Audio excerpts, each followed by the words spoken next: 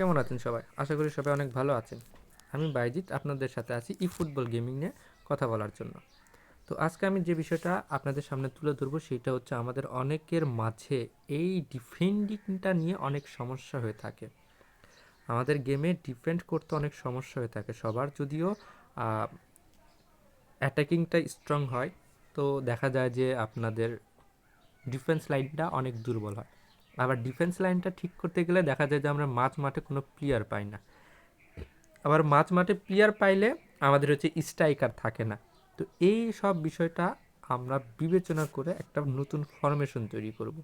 সেই ফরমেশনটা দিয়ে আপনারা যথেষ্ট পরিমাণে ভালো একটা গেম প্লে করতে পারবেন, ইভেন ডিফেন্ডিং নিয়েও কোনো সমস্যা হবে না। তো এই জন্য আমরা প্রথমে একটা 5-3-এর এই ফরমেশনটা নিয়ে নিব। এই ফরমেশনটা নেওয়ার পরে আপনারা হচ্ছে এই যে এএমএফটা মানে এই সিএম এখানে যেটা থাকবে সেটা হচ্ছে আপনারা এই এএমএফ এ নিয়ে যাবেন, আর এই পাশেরটাও এএমএফ এ নিয়ে যাবেন, আর এটা হচ্ছে ডিএমএফ এ রাখে দিবেন।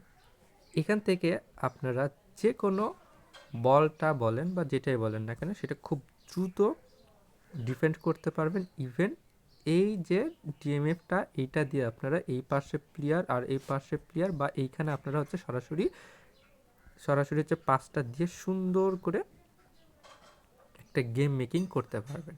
ইভেন এটাতে অনেক ভালো ডিফেন্স করা যায়, আমি এই পজিশনটা করে দেখছি, আর এটা দিয়ে আমি অনেক ভালো ফলাফলও পাইছি।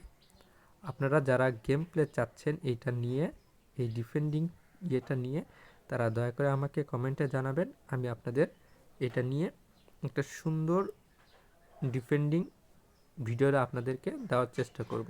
ধন্যবাদ সবাইকে।